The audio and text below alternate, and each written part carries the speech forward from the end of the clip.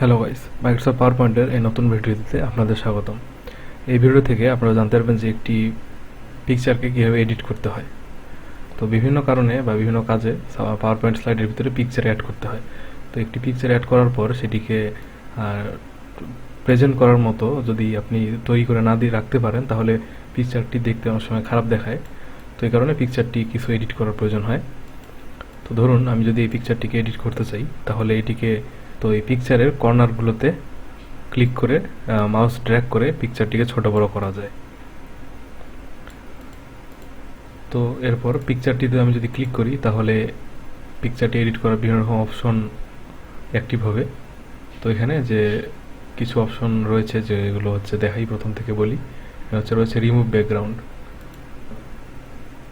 অর্থাৎ পিকচারটিতে যে ব্যাকগ্রাউন্ডটি রয়েছে সেটি রিমুভ হয়ে যাবে। পিকচারের হচ্ছে আপনার সামনের অবজেক্টটি থাকবে, কিন্তু পিছনের অবজেক্টটি রিমুভ হয়ে যাবে, বা একটি অন্য একটা কালারে ডিসকালার হয়ে যাবে, বা একটি রিমুভ হয়ে যাবে। দেখতে পাচ্ছেন যে এটি রিমুভ হয়ে গেল। তো এটি সব পিকচারের ক্ষেত্রে ভালোভাবে আসে না।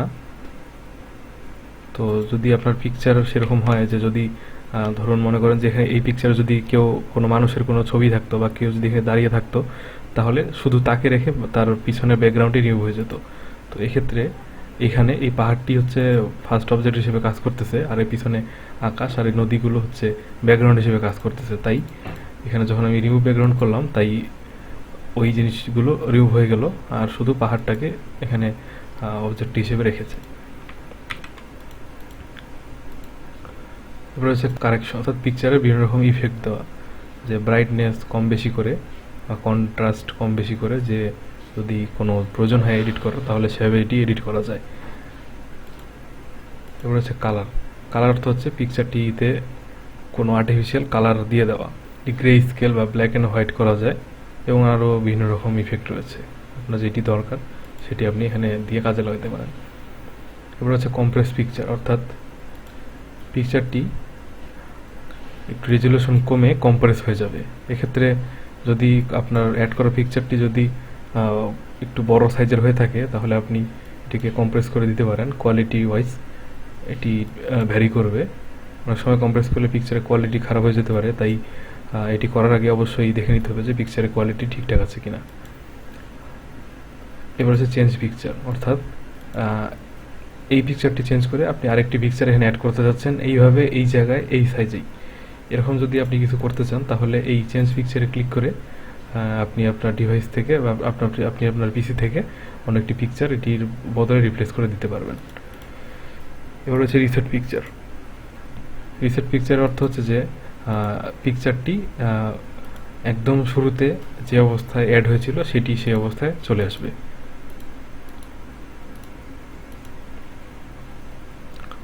তো পিকচারটিতে যেহেতু আমি কোনো এডিট করিনি, তাই রিসেট পিকচারের কোনো এই অপশনটি কাজ করলো না। তো এখন পিকচার সাইজ যদি করি, তাহলে দেখবেন যে পিকচারের সাইজে কিছুটা ইমপ্রুভ হয়ে গিয়ে কিছুটা চেঞ্জ হয়ে গিয়েছে, কারণ পিকচারটি অনেক বড় সাইজের ছিল।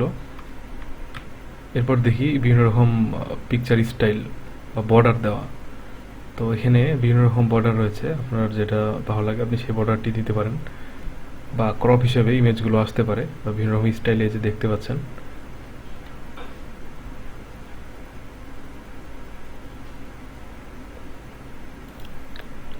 এরপর হচ্ছে পিকচার বর্ডার, অর্থাৎ এই পিকচারের চারপাশ দিয়ে আমি একটি বর্ডার দিতে চাই কিনা। তো এখানে কিছু বর্ডার ছিল, এছাড়াও আপনি যদি চান যে আপনি কোনো কাস্টমাইজ বর্ডার দিবেন, তাহলে সেটি এখান থেকে দিয়ে দেওয়া যায়। যে আমি বর্ডারে ক্লিক করা মাত্র একটি বর্ডার চলে এসেছে। এখন এই বর্ডারটি আপনি হচ্ছে ওয়েট দিয়ে এটি হচ্ছে বর্ডারটি চিকন বা পাতলা করে দিতে পারেন।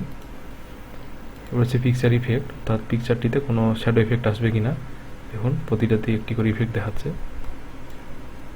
বিভিন্ন রকম ইফেক্ট রয়েছে। এবার হচ্ছে আরও কিছু ইফেক্ট রয়েছে, যেমন প্রিসেট, শ্যাডো, রিফ্লেকশন ইত্যাদি বিভিন্ন রকম ইফেক্ট রয়েছে।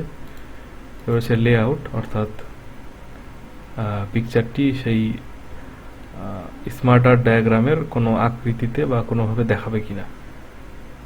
এটি এক্ষেত্রে খুব একটা কাজে লাগে না। এটি আপনি যদি স্মার্ট আর্ট তৈরি করতে যান, তখন হচ্ছে স্মার্ট আর্টের যে পিকচার অ্যাড করার অপশন রয়েছে, সেখানে আপনি সেই অপশনটি ইউজ করে এভাবে অ্যাড করতে পারেন। এরপর রয়েছে অ্যারেঞ্জ। তো এই অ্যারেঞ্জ এই অপশনগুলো দেখানোর জন্য আমি একটি পিকচার অ্যাড করে নিয়েছি, যে ব্রিং ফরওয়ার্ড, অর্থাৎ এটার অর্থ হচ্ছে যে আমি যেই ছবিটা সিলেক্ট করে ব্রিং ফরওয়ার্ড করব সেটা হচ্ছে সামনে চলে আসবে। আর ব্রিং ফ্রন্টও প্রায় এক সেম কাজ করে। আর আমি যদি এটাকে সামনে আনতে চাই, ব্রিং ফ্রন্টে ক্লিক করলে এটি সামনে চলে আসবে। আর সেন্ড ব্যাকওয়ার্ড অর্থাৎ হচ্ছে এটি পিছনে চলে যাবে। এরপর হচ্ছে সিলেকশন প্যান, অর্থাৎ আপনি এটি হচ্ছে অনেকটা লেয়ারের মতো, অর্থাৎ আপনি কোনো পিকচার শো বা হাইড করতে চান কিনা, বা কোনো আপনার যে স্লাইডের মধ্যে যেই পিকচারগুলো রয়েছে সেগুলো আপনি সেগুলো একটি আলাদা লেয়ার হিসেবে দেখায়, আপনি সেগুলো হচ্ছে আলাদা আলাদাভাবে সিলেক্ট করে কাজ করতে পারেন। যেমন ধরুন আমি যদি এটি যে সিলেক্ট করেছি এটি হচ্ছে পিকচার 9, এটি হচ্ছে পিকচার 7। এখন আমি যদি পিকচার 9কে হাইড করতে চাই তাহলে এখানে ক্লিক করলে দেখুন এটি হাইড হয়ে গেল। এখন এখানে বিভিন্ন রকমের যে আরও কিছু অপশন রয়েছে, পিকচার ছাড়াও এখানে দেখতে পাবেন যে আপনার হেডার, ফুটার এবং টেক্সট বক্সগুলো দেখাতে পারে। তো এগুলো ক্লিক দিয়ে শো বা হাইড করা যায়।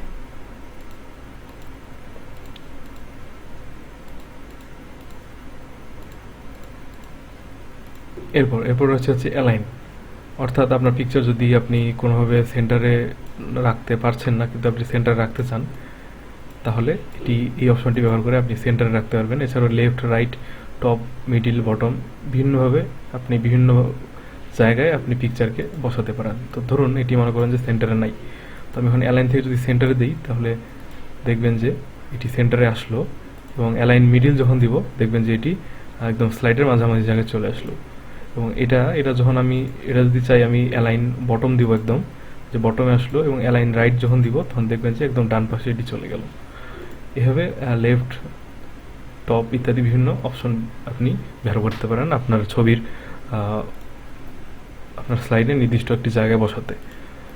এরপর হচ্ছে রোটেট।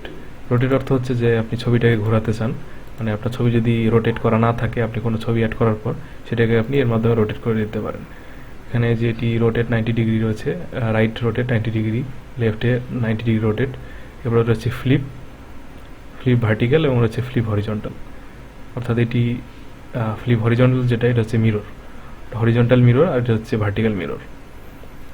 এরপর হচ্ছে ক্রপ অর্থ হচ্ছে যে আপনি এটিকে ছবিটিকে ক্রপ করতে পারবেন। ক্রপের জন্য এখানে কিছু দুইটি অপশন রয়েছে। একটি হচ্ছে যে আপনি নির্দিষ্ট কোনো মাপ দিয়ে দিবেন যে সেইভাবে ক্রপ করবে, অথবা একটি যে এখানে অ্যাঙ্কর আসছে যে এর মাধ্যমে আপনি ইচ্ছামতো ফ্রি সাইজে আপনি ক্রপ করবেন। তো এভাবে একটি সাইজ দেওয়ার পর আপনি যদি ক্রপে ক্লিক করেন তাহলে আপনার ছবিটি ক্রপ হয়ে যাবে।